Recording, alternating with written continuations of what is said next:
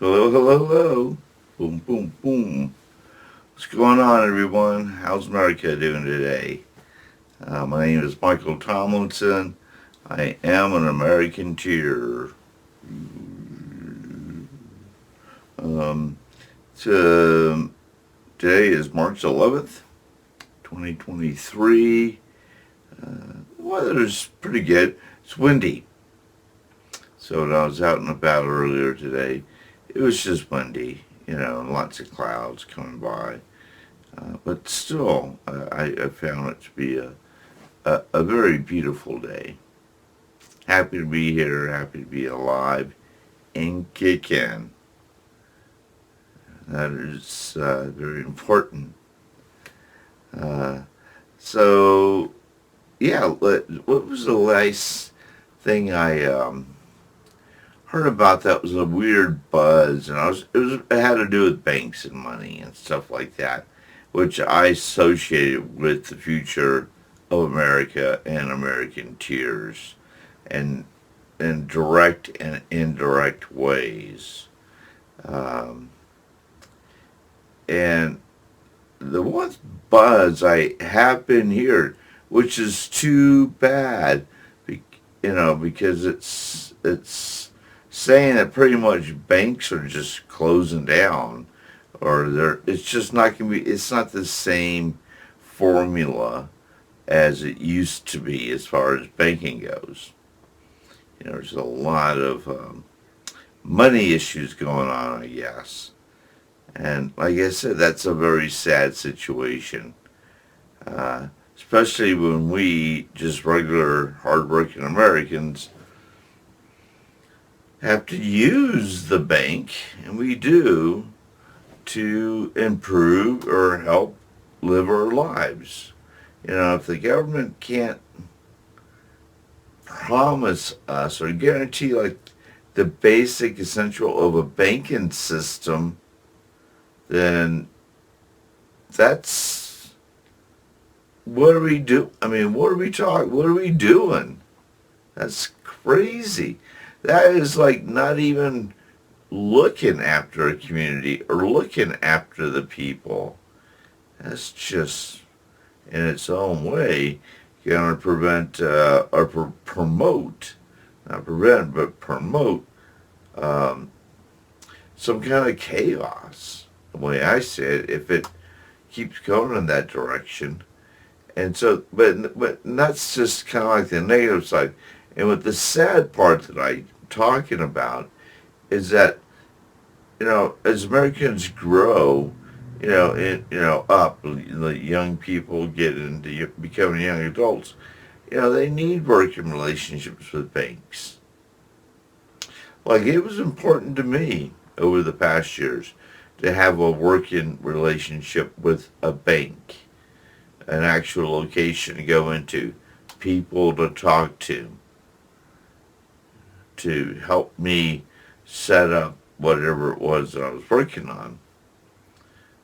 And if that's not there as a support system for the public or for the people to be able to grow in their own community, then it's just, like I said, it's a very sad thing.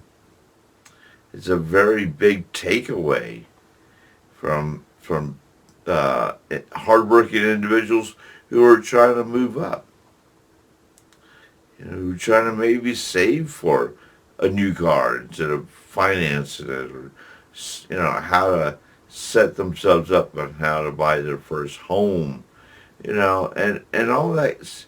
It's just better done to me and for me. It's like um, to be in a brick and mortar location and talking to physical people who are going to give me real human answers and reaction, and I know there's the technology aspect where people are like, why bother going to the bank when I can just do it all on my iPhone? Just kind of go to the bank and upload the app and apply. Um, and of course you can do that, but you're missing out on the working opportunities that come from that.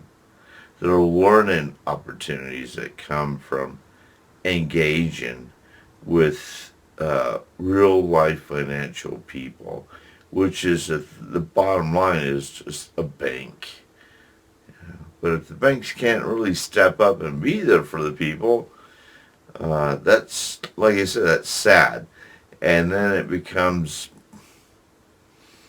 that's, too bad, because now, it adds to the story of how America is falling apart, how America is just breaking apart. It's not, it's not helping by taking these things away. The people and the banking institutions say, yeah, no, let's just do this because we don't have to deal with people and we make more money. But part of the American fabric is dealing with people. Sorry to say that. I know we don't want to. A lot of us do not want to do that. But that is, if you stop that, then you're pretty much, like I said, you're ripping, Americans apart. You're not helping Americans grow. You're preventing Americans from growing. You're already oppressing the oppressed. How many oppressions do we need to oppress the oppressed with? By taking away more community working assets. So I present to you as an American Cheer that we need to stop that. We need to step up and as a unified group, as a voice, and let the politicians know, let the corporations know that this is what's going to be, stuff like that is just ripping the fabric of America. It's not helping us come together. And their job is to help us come together safely and get from point A to point B safely. And if they can't do that, then that's where the American Cheers have to step in. It's part of the definition. We have to self-govern until our government can really learn how to be a government and look after the people. Not make us wonder or think about or ponder, if the banking institution is still going to be around. And when people with a lot of money in the banks, they're probably wondering, is my money even safe in the bank? Being that things are kind of being questioned and questionable. That adds more to the insecurity and adds more to the fear of, we shouldn't have to be thinking about those things. Those are safe institutions that we rely on as Americans, and it shouldn't be tampered with. Can't just mess around with things like that, because you're messing around with everybody. Of course, the corporation or the banking institution may make more money that year, but they're losing, the trust, or they've lost the trust, from American people. So it's just, again, it kind of looks like it could go into chaos, which is horrible. It's like horrible news when that's not really the direction we should be going into. Are you following me with this? So we need to come together again, and help America set the priorities. If we don't do that, the crisis is going to keep growing and growing and growing. And if we just do nothing but talk about the problem and the crisis, then it's just going to keep going and going and going. So but big but, and if, or whatever you want to call it. If we want to unite, come together, and be strong, we can do that too. That's the cool part. We don't have to, everything I just talked about, we don't have to deal with this or talk about it in the way that I'm talking about it. When we can make decisions, we can take action. We can have a third voice, a common sense voice that represents Americans, like you, me, our kids, family, neighbors, co-workers, everyone. We're in this together. So we can fix it together too. I'm not just going to be mouthing off about the problem. I always say we need, I'm always pushing for solutions and saving America. Period. That's just the direction we need to go into. You'll never hear me jump on those bandwagons of hate, spreading hate, and not even looking at solutions, but this, the best solutions that hate people come up with is just to complain and blame. Blame, blame, blame. Complain, complain, complain. And they have nothing to do with it. It's not their fault. They're in the right. And everything else is in the wrong. But that's okay, yeah, sure, you're right, that's true, whatever.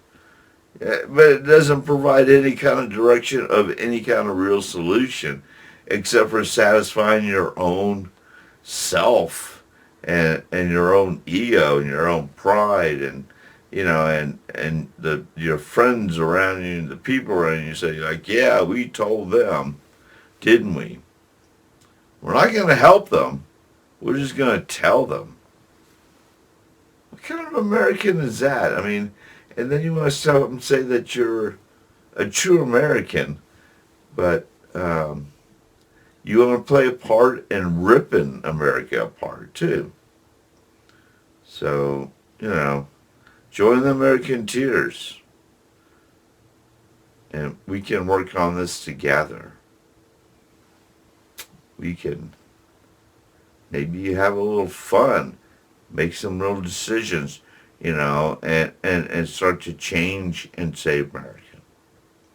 That's all I'm saying. Simple. Easy. Hard work, but easy. It's going to be hard work. Any significant change like this, it's just going to be work. It's going to be hard. And it may be tough. Maybe hard's not the right word. It may be tough. Maybe some struggles here and there. But that's just a part of growing. It's like growing pains. It's not because it's hard. It's because growing, it just has its own way of making things a little painful for a little bit while we're growing. You with me? Can we do this? I know we can. Okay, well, be excellent, and be nice to everyone around you today. Have a wonderful day. Peace, love. We'll talk later.